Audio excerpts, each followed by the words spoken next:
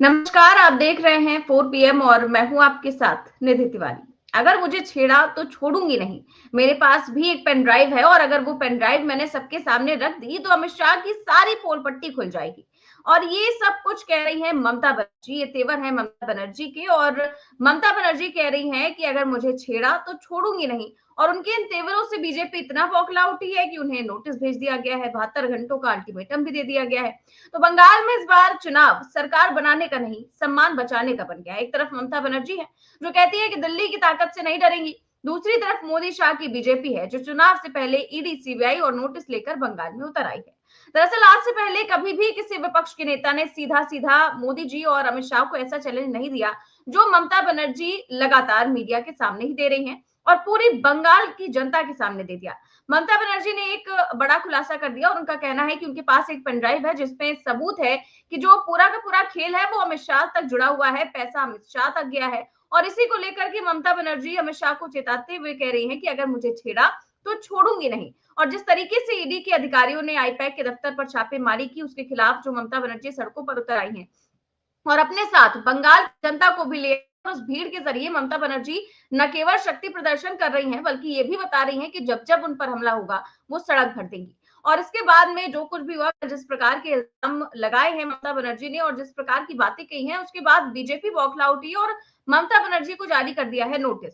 शुवेंदु अधिकारी के द्वारा ये नोटिस जारी किया गया और कहा गया ममता अपनी बात को साबित नहीं करती हैं तो भाई उनके खिलाफ मानहानि का केस हम करेंगे और कार्रवाई करेंगे। इसके साथ ही साथ आज इस पर तो चर्चा करेंगे, साथ ही साथ चर्चा करेंगे जिस प्रकार पीएम मोदी कहते हैं उनकी पूरी की पूरी राजनीति इसी बात पर टिकी है कि उनके परिवार का कोई भी सदस्य राजनीति में नहीं है। और मोदी जी खुद भी कह चुके हैं कि भाई वो तो फकीर आदमी है, झोला उठाकर चल देंगे। और बार बार जो मोदी समर्थक हैं वो भी ये कहते हैं कि मोदी जी जो कुछ भी करते हैं वो देश के लिए करते हैं क्योंकि उनका कोई परिवार नहीं है। ना ही राजनीति में आने के बाद उन्होंने कभी अपने परिवार को लेकर किसी भी तरह का एडवांटेज दिया है। लेकिन अब प्रधानमंत्री मोदी के सगे भाई को लेकर के एक बहुत बड़ा खुलासा कर दिया है कांग्रेस पार्टी ने। कांग्रेस पार्टी के जो राज्यसभा सांसद हैं शक्ति सिंह गोहिल, उन्होंने क्या कुछ कहा है, क्या आरोप लगाए हैं, किस तरीके के घोटाले के सबूत दिए हैं, इस पर भी आज हम चर्चा करेंगे। और चर्चा में हमारे साथ मौजूद हैं प्रोफेसर गोस्वामी सर। सर बहुत बहुत स्वागत है आपका। तो सर हम देख रहे हैं कि आजकल जो बंगाल की राजनीति है वो अपने चरम पर है क्योंकि चुनाव अब बहुत ही जल्द आने वाले हैं। लेकिन इस बीच ये जो कल ममता बनर्जी ने मार्च निकाला, उस मार्च में डायरेक्ट उन्होंने गृह मंत्री अमित शाह पर बेहद ही गंभीर आरोप लगा दिए, ये कहते हुए कि पूरा जो पैसा है वो शुवेंदु अधिकारी के जरिए कोयला घोटाले का अमित शाह के पास गया है और अगर उनको छेड़ा गया तो वो पेनड्राइव दुनिया के आगे रख देंगी। क्या कहा है उन्होंने, पहले उनका बयान सुनवाते हैं, इसके बाद कैसे उनको नोटिस जारी किया है वो भी दिखाते हैं। পিৎজা খায় হোম মিনিস্টার, কি করে খায়? গদ্দারের থ্রুতে টাকা যায়। গদ্দার অ্যাডপ্টেড সন হয়ে গেছে। জগন্নাথের থ্রুতে টাকা যায় শুভেন্দু অধিকারীর কাছে, আর শুভেন্দু অধিকারীর থ্রুতে টাকা যায় অমিত শাহর কাছে। শুনুন, আপনাদের ভাগ্য ভালো এখনো যে আমি চেয়ারে আছি বলে না ওই পেন ড্রাইভ গুলো বাইরে বের করে দিই না। বেশি লাগালে কিন্তু বলে দিচ্ছি আমার কাছে সব পেন ড্রাইভ করা আছে, আমি কিন্তু ভান্ডা ফাঁস করে দেবো।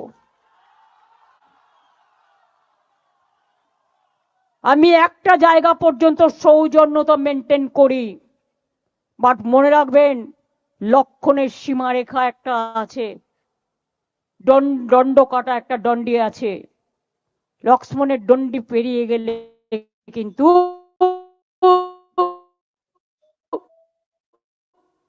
আর সামলে রাখতে পারবেন না। শুধু দেশের সাথে আমি মুখ খুললে কাল সারা পৃথিবীতে হইচই হবে, কিন্তু আমি করি না, দেশটাকে ভালোবাসি বলি।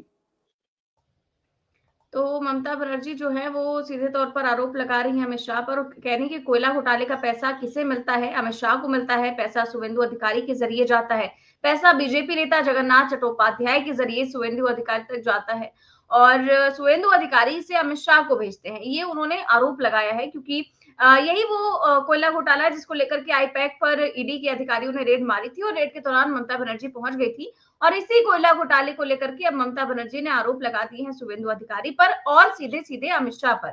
ये जो आरोप है, अब इसके बाद बीजेपी ने भी इस पर जो है वार करने की सोच ली और बीजेपी ने जाहिर तौर पर देखिए लिखा हुआ है कि शुवेंदु अधिकारी का ममता को नोटिस 72 घंटे में जवाब मांगा। मुख्यमंत्री बोली थी शुवेंदु कोयला घोटाले का पैसा जो है वो अमित शाह तक पहुंचाते हैं। तो आगे इस खबर में लिखा हुआ है कि पश्चिम बंगाल के नेता प्रतिपक्ष शुवेंदु अधिकारी ने शुक्रवार को ममता बनर्जी को एक कानूनी नोटिस भेजा है। इसमें ममता से 72 घंटे के भीतर अपने दावों के सबूत मांगे हैं। शुवेंदु ने कहा कि ऐसा ना करने पर वो ममता के खिलाफ मानहानि का केस करेंगे। दरअसल ममता ने आरोप लगाया कि केंद्रीय गृह मंत्री अमित शाह और शुवेंदु अधिकारी कोयला तस्करी मामले में शामिल हैं और कोयला घोटाले का पैसा शुवेंदु के जरिए शाह तक जाता है। अब सर ये जो आरोप लगाए हैं ममता बनर्जी ने और जिस प्रकार की राजनीति वो इस समय बंगाल में कर रही हैं, सड़कों पर उतर आई हैं और अपने साथ साथ ले आई हैं जनता को भी। पर ये जो आरोप उन्होंने कल लगाए हैं, क्या किसी ने भी नहीं सोचा था कि वो उस तरीके का आरोप लगाएंगी और किसी पेनड्राइव होने की बात करेंगी? कि आपको लगता है कि वाकई में ममता बनर्जी के पास कोई पेनड्राइव है और अगर है तो क्या वो उसको रिलीज कर सकती हैं? जय संविधान। देखिए, पहली बात तो नीति ये है कि भारतीय जनता पार्टी ने गलती ये कर दी, बाकी जगह पे उन्होंने क्या किया था, जो असली व्यक्ति था उस पर अटैक किया था, चाहे हेमंत सोरेन हो, चाहे अरविंद केजरीवाल हो, भूपेश बघेल हो, अशोक गहलोत हो, उन्होंने डायरेक्टली उन पर अटैक किया था। उससे क्या होता है, जो आदमी डायरेक्ट अटैक पे आता है वो आदमी रक्षा अपनी करने लगता है, पूरी पार्टी उसकी रक्षा करने लगती है। बंगाल में इन्होंने गलती की, क्यों की, कैसे की, चाणक्य से ऐसी गलती क्यों हुई, इन्होंने आईपैड पर अटैक कर दिया। अब आईपैड पर अटैक कर दिया, इसका माने आपने ममता बनर्जी को खुला छोड़ दिया कि तुम इसका रिटेलिएशन करो, नंबर एक। नंबर दो, देखिए ये बात बिल्कुल सही है, ये राज्य सरकार ममता बनर्जी के पास है, ईओडब्ल्यू उनके पास है, पुलिस उनके पास है, विजिलेंस उनके पास है, तो उनके पास सूचनाएं होंगी और सूचनाएं इकट्ठा करना कोई बहुत मुश्किल काम सरकारी तंत्र के लिए नहीं है, चाहे वो राज्य सरकारी तंत्र हो या केंद्र सरकारी तंत्र हो, ये सूचना हो सकती है ममता बनर्जी के पास हो। तीसरा, देखिए ये बात जो ममता बनर्जी ने कही कि अगर छेड़ोगे तो छोड़ूंगी नहीं, मैं इससे सहमत नहीं हूं। देखिए अगर नहीं भी छेड़ेंगे तो आपको छोड़ना नहीं चाहिए। अगर मान लीजिए मेरे पास कानून के अनुसार अगर मेरे पास भ्रष्टाचार के कोई सबूत हैं और कोई मुझे न छेड़े इसलिए मैं उसे दबा के बैठ जाऊं, ये कौन सी बात हुई? इसका मतलब तो आप अपने संवैधानिक कर्तव्यों का निर्वहन नहीं कर रहे।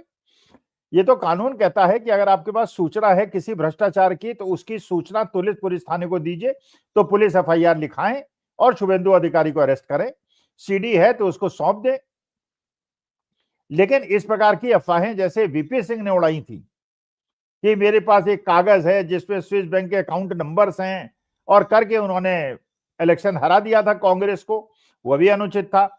भूपेश बघेल के मामले में आपने 550 करोड़ के घूस का मसले में को पेश कर दिया कोर्ट में, भूपेश बघेल के बेटे को अरेस्ट कर लिया और बाद में पता चला कि वो आदमी जो था वो मुकर गया। उसने कहा भाई तो अंग्रेजी में लिखा हुआ एफिडेविट था, मुझे अंग्रेजी पढ़नी आती नहीं, इन्होंने उसमें दस्तखत जबरियन मुझसे करा लिया और भूपेश बघेल के बेटे को। ये सब मानहानि के मामले हैं।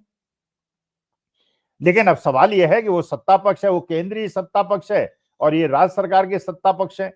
लेकिन जो एक गलती हो गई है बहुत बड़ी, जिसके लिए मैं इस बात से चिंतित नहीं हूं कि कौन जीतेगा कौन हारेगा, किसको एज मिलेगा किसको एज नहीं मिलेगा। जैसे हमारे यहाँ कहते हैं ना कि बुढ़िया की या बूढ़े की मौत हो गई, इसकी चिंता नहीं है, मौत ने रास्ता देख लिया, इसकी चिंता है। अब स्टालिन ने भी रास्ता देख लिया, अब तेलंगाना ने भी रास्ता देख लिया, अब हिमाचल प्रदेश ने भी रास्ता देख लिया। मतलब इस प्रकार से जो ममता बनर्जी ने सामने आके ललकारा, अभी तक जो कांग्रेस कर रही है वो शराफत की लड़ाई लड़ रही है। और बानी बात है कि देखिए मैं तो इस बात से बिल्कुल सहमत हूं, शराफत की लड़ाई अब शरीफों से लड़ सकते हैं जब मर्यादाओं का पालन हो। भगवान श्री राम मर्यादा पुरुषोत्तम थे और रावण का भी अपना एक सिद्धांत था कि उन्होंने एक अपहरण जरूर किया मैया सीता का, लेकिन मैया सीता को हाथ नहीं लगाया। तो संस्कार की तो बड़ाई करनी पड़ेगी। लेकिन वही श्री कृष्ण के जमाने में आपने देखा किसी मर्यादा का पालन नहीं हुआ, किसी नियम का, रात अंधेरा होने के बाद भी अटैक हुआ, शाम होने के बाद अटैक हुआ, सूर्य को अस्त कर दिया गया तब अटैक हुआ, और रथ में कोई पहिया उतारने के लिए चढ़ाने के लिए उतरा तो उस पर अटैक हो गया, वृंदला का उपयोग करके अटैक, मतलब हर तरह की चीजें हुई। तो इसलिए जहां पे युद्ध में आपका प्रतिद्वंदी किसी नियम का पालन न कर रहा हो और सारी संवैधानिक संस्थाओं को अपने हाथ में ले रहा हो, उस समय ममता बनर्जी ने वास्तविकता में जिस तरह से भारतीय जनता पार्टी से लड़ा जा सकता है वो करके एक उदाहरण पेश कर दिया, लेकिन ये देश के लिए हानिकारक है। मैंने कल परसों भी आपकी डिबेट में कहा था, जो भारतीय जनता पार्टी ने किया वो भी गलत, जो ममता बनर्जी ने किया वो भी गलत। जो मर्यादाओं का, अगर आप मर्यादाओं को तोड़ेंगे तो दूसरा भी मर्यादाओं को तोड़ेगा, और ये ममता बनर्जी ने दिखा दिया। बाकी तो अरविंद केजरीवाल जेल चले गए, अब बेल मिल गई। अब दिल्ली के अंदर अरविंद केजरीवाल पे, मनीष सिसोदिया पे शराब कांड की कोई बात नहीं होती, भूपेश बघेल पे कोई बात नहीं होती, अशोक गहलोत पे कोई बात नहीं होती। जहां इलेक्शन होता है लालू यादव पे वो स्कैम और लैंड फॉर जॉब और दुनिया भर की चीजें लगाई गई इलेक्शन के पहले। जहां जहां इलेक्शन होता है वहां वहां इस तरह की रेट्स होती हैं, चीज को बढ़ाया जाता है और इलेक्शन के बाद उसको भूल जाते हैं। बताइए भूपेश बघेल पे क्या हुआ, अशोक गहलोत पे क्या हुआ, चन्नी पे आप लेके सारे दुनिया भर के आरोप लगाए थे पंजाब के अंदर, चन्नी के मामले में क्या हुआ? आपकी जो स्ट्राइक रेट है ईडी की वो 2% की है। तो देखिए ममता बनर्जी के पास अगर प्रूफ है और पूरी नैतिकता के परिचय देते हुए ममता बनर्जी को उसको पेश करना चाहिए, और इस बात से मुझे कहीं कोई डाउट और शक नहीं है कि कोयले घोटाले में ये पैसा आदान प्रदान होता होगा। प्रूफ है कि नहीं आई डोंट नो, क्योंकि आप देखते हैं राजनीतिक दलों के निधि, किसी भी राजनीतिक दल के नेता के घर में चले जाओ तो तनख्वाह कितनी मिलती है एक एमएलए एमपी को? 2-2.5 लाख रुपए। कोठियां कितनी होती हैं? अरे कम से कम 5 करोड़ की तो गाड़ियां होती है। छोटे छोटे कॉर्पोरेटर जो है 50-50 लाख की गाड़ियों में घूमते हैं, कहां से आते हैं? एक एक इलेक्शन में 10-10, 20 करोड़ रुपए कहां से खर्च करते हैं? मोदी जी की एक एक मीटिंग में 20 करोड़ रुपए खर्च हो जाते हैं, कहां से होते हैं? पार्टी के पास इतना पैसा होता है? ये सब घूस का पैसा है, ये सब भ्रष्टाचार का पैसा है, ये सब मध्यम वर्ग और गरीब वर्ग से लूटा हुआ पैसा है, ये नंबर 2 का पैसा है। भाई अगर बीजेपी के अकाउंट में 10,000 करोड़ रुपए है तो 10,000 करोड़ रुपए मिला तो है, और किसी काम के बदले मिला होगा, ऐसे ही तो किसी को दान नहीं देता। तो मैं तो ये मानता हूं कि अगर छेड़ेंगे तो छोड़ूंगी नहीं, वो चीज से मैं सहमत नहीं हूं। वो छेड़े या ना छेड़े, आपका कर्तव्य है कि इस भ्रष्टाचार का पर्दाफाश करें ताकि लोगों की आंखें खुले। और ये जो कन्फ्रंटेशन शुरू हो गया है बंगाल में, ये कन्फ्रंटेशन देश के लिए हानिकारक है, इसलिए मैं चिंतित हूं। बिल्कुल सर, लेकिन हाँ, बिल्कुल सही कहा आपने। और बीजेपी केंद्र की ताकत का इस्तेमाल करके राज्यों की चुनी हुई सरकार को कमजोर करने की कोशिश लगातार करती है, और ये हमने देखा जब झारखंड में इसी प्रकार से हेमंत बिश्व शर्मा को जेल में डाला गया, उनकी पत्नी को परेशान किया गया, उनके सहयोगियों को परेशान किया गया। क्या यही रास्ता बंगाल में भी अपनाने की कोशिश बीजेपी कर रही है ममता बनर्जी के खिलाफ? नहीं, हेमंत बिश्व शर्मा तो खुलेआम घूस लेते हुए गिरफ्तार हुए थे, मैंने उनपे केस चला था, और भारतीय जनता पार्टी ने उनके खिलाफ बकायदा बुकलेट निकाली थी आसाम के अंदर। और अब बकायदा वो चीफ मिनिस्टर है और वो भ्रष्टाचार और ईमानदारी की बात करते हैं। अजीत पवार, वही जो दैनिक ओब्रियन जो बातें कह रहे हैं, पूरी लिस्ट है उसमें। भाई जिस पे भारतीय जनता पार्टी ने आरोप लगाया, तो क्या वो चाह रहे हैं कि आईपैक को हाईजैक कर ले, आईपैक के जैन साहब को हाईजैक कर ले और उनसे सारी सूची ले लें और सारी सूचनाएं ले लें? ये तो मेरे ख्याल से एक प्रकार की इम्प्रॉपरिटी है कॉर्पोरेट लाइफ में।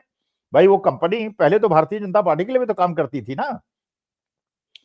अब कोयले घोटाले का पैसा किसी मंत्री ने लिया, वो मंत्री ने पैसा आईपैक को दिया, वो आईपैक ने गोवा को भेजा। उसी तरह की बात है जैसे अरविंद केजरीवाल पे आरोप लगा दिया था। अरे भैया अगर आरोप है, हम तो कहते हैं भ्रष्टाचार के खिलाफ हैं, आरोप लगाओ, सिद्ध करो, जेल भेजो, फांसी भी चढ़ा दो, लेकिन चुनाव के पहले आरोप लगाओ, चुनाव के बाद भूल जाओ।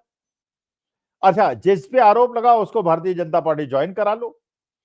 अच्छा, ये भी कहा, कल मैं देख रहा था एक चैनल के डिस्कशन में देख रहा था, जो स्वयं पुरोहित है उनके प्रवक्ता, उन्होंने बताया कि ये जो हुमायूं कबीर हैं, जो वो बना रहे हैं मस्जिद बहुत बड़ी, और ये खबर आपने देखा होगा गोदी मीडिया बहुत ज्यादा चली थी, बहुत चली थी, उछाला गया था।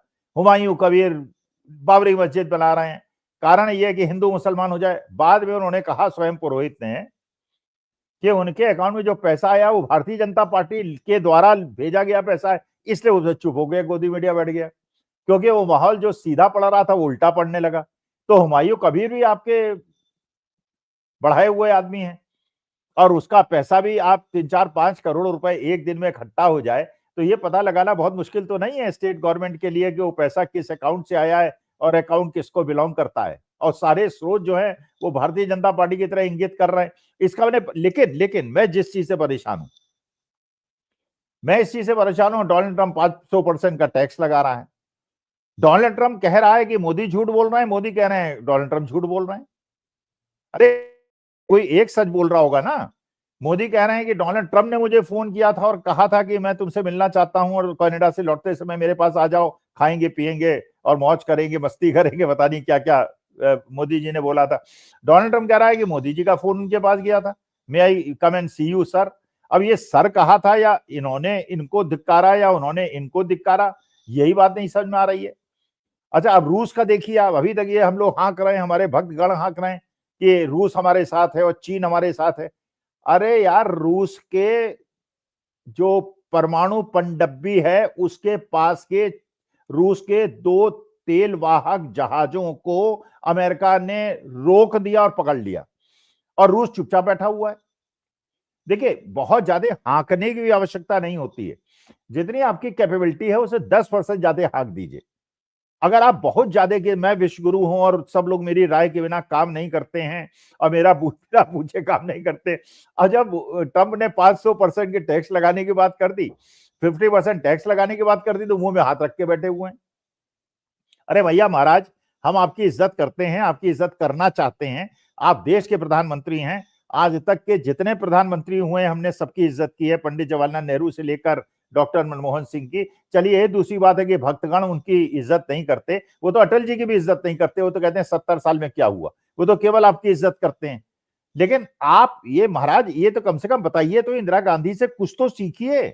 हम ये नहीं कह रहे हैं, हम तो चाहते हैं कि आप मर्दों की तरह खड़े हो जाएं, शेरों की तरह खड़े हो जाएं और डोनाल्ड ट्रंप को ललकार दें कि तुम झूठ बोलते हो, I don't care for you. लेकिन वो भी नहीं बोल रहे हैं, आप चुप होके बैठे हुए हैं, जैसे बिल्ली जो है वो अपना मुंह छुपा के बैठ जाती है।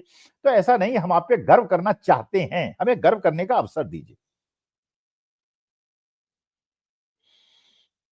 सर, मोदी जी तो हर चीज में चुप्पी साधे बैठे रहते हैं और इस चुप्पी का जो जवाब है वो कभी सामने निकल कर आता नहीं है। अब एक और आरोप जो है वो लगा दिए हैं कांग्रेस पार्टी ने। वैसे तो मोदी जी हमेशा बोलते हैं कि वो अकेले हैं, उनका कोई परिवार नहीं है, लेकिन ऐसा नहीं, उनके भाई बहन भी है, लंबा चौड़ा सा परिवार है मोदी जी का। सारे भाई बहनों में जो सबसे छोटे भाई हैं उनका नाम है पंकज मोदी। और अब जो पंकज मोदी हैं, मतलब सभी भाई बहनों में मोदी जी के जो सबसे छोटे भाई हैं उन पर बहुत बड़ा आरोप लगाया है, बहुत खुलासा किया है कांग्रेस पार्टी ने। और उन्होंने साफ तौर से बताया है कि जब वहां पर एक प्रोग्राम हुआ था गुजरात में, तो उसमें किस प्रकार से सारी चीजें की गई उनके लिए और फेवर किस तरह का किया गया। लिखा है, देखिए, सरदार वल्लभ भाई पटेल जी गुजरात कांग्रेस कमेटी के सबसे पहले अध्यक्ष रहे। वो 25 साल तक गुजरात कांग्रेस के अध्यक्ष रहे। अब जो मामला है उसमें बीजेपी ने सरदार पटेल जी के नाम पर ही भ्रष्टाचार कर दिया और भारत सरकार ने सरदार पटेल साहब की 150वीं जयंती पर गुजरात में एकता परेड रखने का निर्णय लिया। इसके बाद गृह मंत्रालय ने 31 अक्टूबर को एक सर्कुलर निकाला। इसमें कहा गया कि एकता परेड में जो भी जो टेबल्यू है बनाना है वो सिर्फ इन 5 फर्म से बना सकते हैं। अब इसमें जो ये 5 फर्म्स का नाम भी दिया गया है और इन 5 फर्म्स को कैसे चुना गया, इसके लिए ना टेंडर इनवाइट किए गए, ना बीडिंग हुई। कारण दिया गया कि हमारे पास समय नहीं था। मगर आप जब थोड़ी सी रिसर्च करेंगे तो पता चलेगा कि 2 फर्म के मालिक जो लोग हैं वो केवल पति पत्नी हैं 2। और इसके अलावा 29 अक्टूबर को एक सर्कुलर निकालकर बताया गया कि इन 5 फर्म्स में दिए गए है, उसमें जो पंकज मोदी हैं वो सब कुछ फाइनल करेंगे। और पंकज मोदी पीएम मोदी के भाई हैं। और इसको लेकर के कांग्रेस पार्टी ने क्या खुलासा किया है, क्या कुछ कहा है, उनकी प्रेस कॉन्फ्रेंस है, वो सुनवाते हैं। कभी भी किसी के परिवार के सदस्यों पे अटैक नहीं करती है, ना मेरी पार्टी का ना मेरा संस्कार है।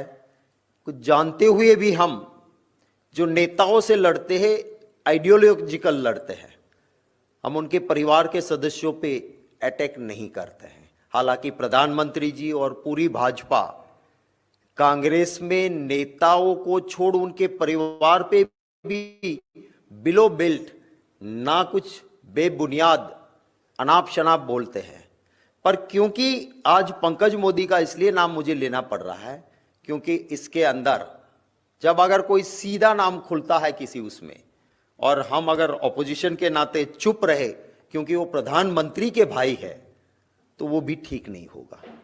तो इसको अपॉइंट किया गया टेब्लो फाइनल करने के लिए प्रतिदिन उनको 10,000 रुपया दिया जाना है, ये सर्कुलर कहता है। उनको टीएडीए, उनको गाड़ी, उनका सारा इंतजाम वो करेंगे सरकार। और 25 अक्टूबर 2025 को deputy secretary government of India ये सर्कुलर निकालती है। मुझे आपको कहना होगा, हाँ, अगर कोई परिवार का भी, किसी नेता का, अगर प्रधानमंत्री के परिवार का भी कोई एक्सपर्ट है और उसकी कोई जरूरत पड़े, उसको काम दे, उससे कोई प्रॉब्लम नहीं हो सकती है। पर ये कोई एक्सपर्ट नहीं है। पंकज मोदी उनके रियल ब्रदर है,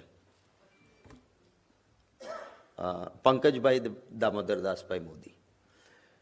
ये 11 मार्च 1981 में इंफॉर्मेशन डिपार्टमेंट में क्लास 3 की पोस्ट पे उसको नौकरी मिली थी। ये इनके साथ इनके सीनियर और शेड्यूल्ड ट्राइब से आते हुए एमएम बुबड़िया, जीएम डामोर, वो भी सर्विस में थे।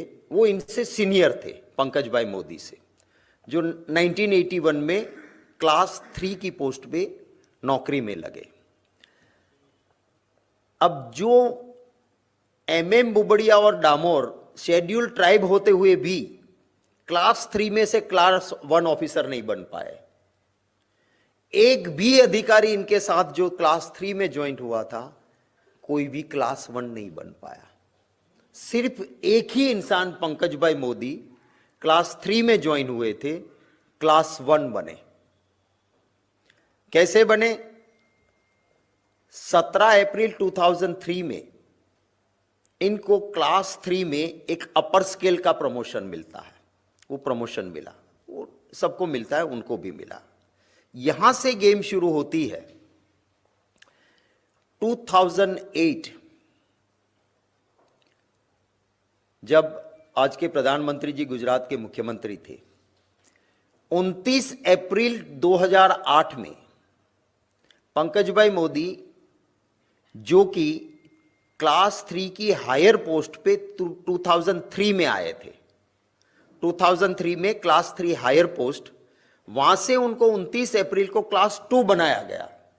अब हमारा Gujarat civil services classifications recruitment rules 1967 है। वो रूल क्या कहता है कि अब मुझे प्रमोशन क्लास 2 का मिलना है तो मैं जिस पोस्ट पे हूं वहां मुझे कम से कम 8 साल होना चाहिए।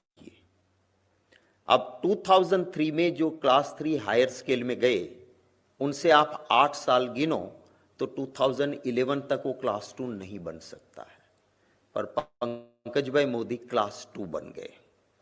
क्लास 2 बनने के बाद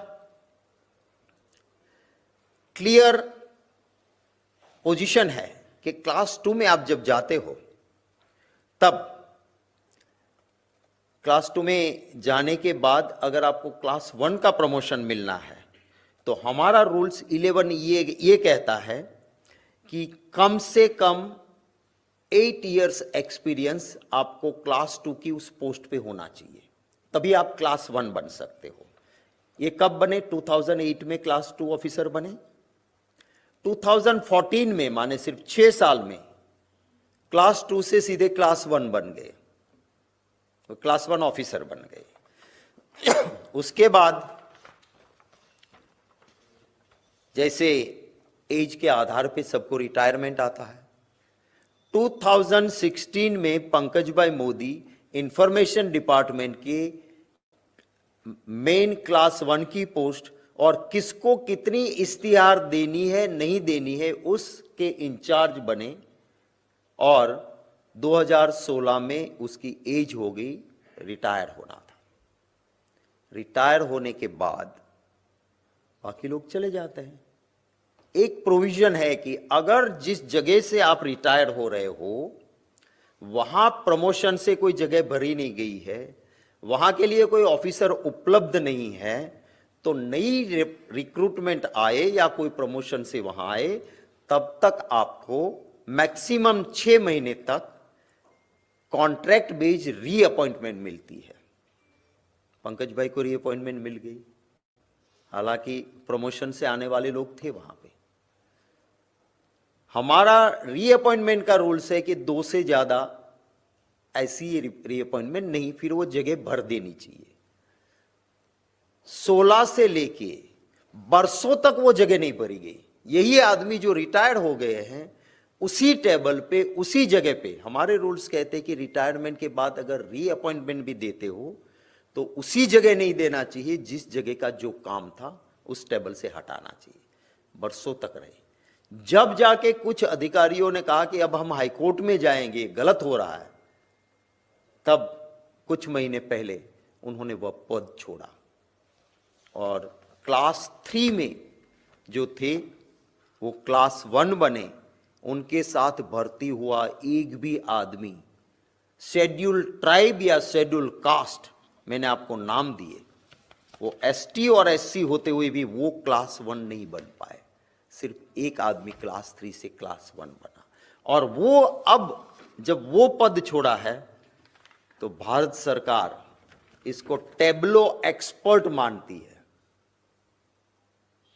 और उसको पर दिन 10,000 से वहां काम दिया गया। तो सर, सारे आरोप और सारी बातें आपने सुनी शक्ति सिंह गोहिल की। क्या अब इस राजनीति को लेकर के क्या कहेंगे जो पीएम मोदी दावे करते हैं और जो दावा कर दिया है कांग्रेस ने? नहीं, गोहिल साहब ने जो बात कही, देखिए बिल्कुल सही है। ये तो उसी प्रकार का केस हो गया जैसे जय शाह का केस है, अमित शाह साहब के बेटे का। 33-34 साल की उम्र है, टेक्सटाइल इंजीनियर हैं और आईसीसी के चेयरमैन बने हुए हैं, पहले बीसीसीआई के चेयरमैन थे। बाकी हिंदू बच्चे जो हैं वो जय श्री राम कहानी पे लगे हुए हैं। सारे बड़े बड़े नेताओं के बच्चे विदेश में पढ़ रहे हैं और चीन और नेपाल और पाकिस्तान के साथ वो अपने व्यापारिक संबंध सुधार रहे हैं।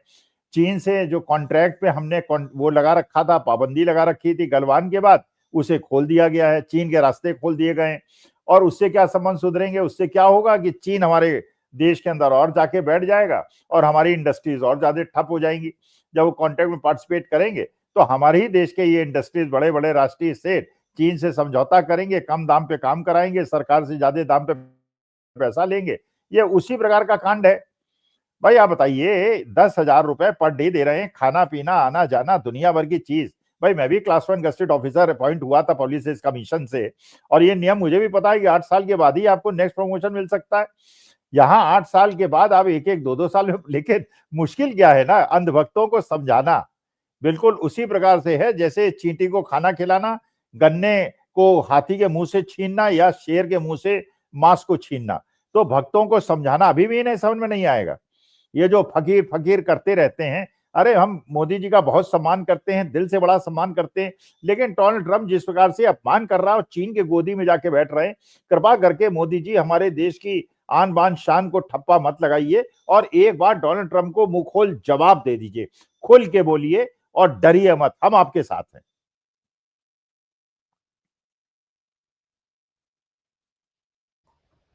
बिल्कुल सर, लेकिन इसके बावजूद आप देख रहे हैं कि कोई भी जवाब नहीं, केवल और केवल चुप्पी नजर आती है, चाहे ट्रंप की बात हो, चाहे वो चीन की बात हो। लगातार ट्रंप भी बयानबाजियां करते आ रहे हैं और मोदी सरकार की तरफ से किसी प्रकार की कोई सफाई नहीं, अपनी कोई बात नहीं रखी जा रही है। और इसीलिए जो भारतीय हैं वो यही सोच रहे हैं कि कम से कम कुछ तो आप बोले कि आपकी इज्जत बची रहे, क्योंकि यह बात आपकी नहीं बल्कि भारत की है और भारत को लेकर के लगातार टिप्पणी की जा रही है ट्रंप की ओर से, और जाहिर तौर पर इस पर जवाब तो देना ही चाहिए। बहुत बहुत शुक्रिया सर आपका आज की चर्चा के लिए। तो आप देख रहे थे आज की चर्चा, जिस प्रकार से लगातार आप देख रहे हैं कि ममता बनर्जी सड़कों पर उतर आई हैं, क्योंकि उनके खिलाफ जिस प्रकार से ईडी की कार्रवाई करने की कोशिश की गई भारतीय जनता पार्टी की तरफ से, और ईडी के अधिकारियों ने जो रेड मारी और वहां पर जब ममता बनर्जी पहुंच गई, और उसके बाद कल दिल्ली में जो जोरदार हंगामा देखने को मिला, गृह मंत्री अमित शाह के ऑफिस के बाहर टीएमसी सांसदों ने जिस प्रकार से हंगामा किया और उसके बाद उनको हिरासत में लिया गया, फिर उसके बाद बंगाल में भी मार्च किया ममता बनर्जी ने, और बंगाल में मार्च करते हुए बंगाल की जनता के सामने जिस प्रकार के आरोप उन्होंने अमित शाह को लेकर के लगाए और एक पेनड्राइव को लेकर के जो बात की, उस पर अब उनको नोटिस भी भेज दिया गया है बीजेपी की तरफ से। तो ये जो पूरी राजनीति है बंगाल में फिलहाल चल रही है, इस पूरी राजनीति को लेकर आज हमने चर्चा की। कैसी लगी आपको हमें कमेंट बॉक्स में अपनी राय जरूर दें। चैनल को सब्सक्राइब भी करें और ज्वाइन भी करें। नमस्कार।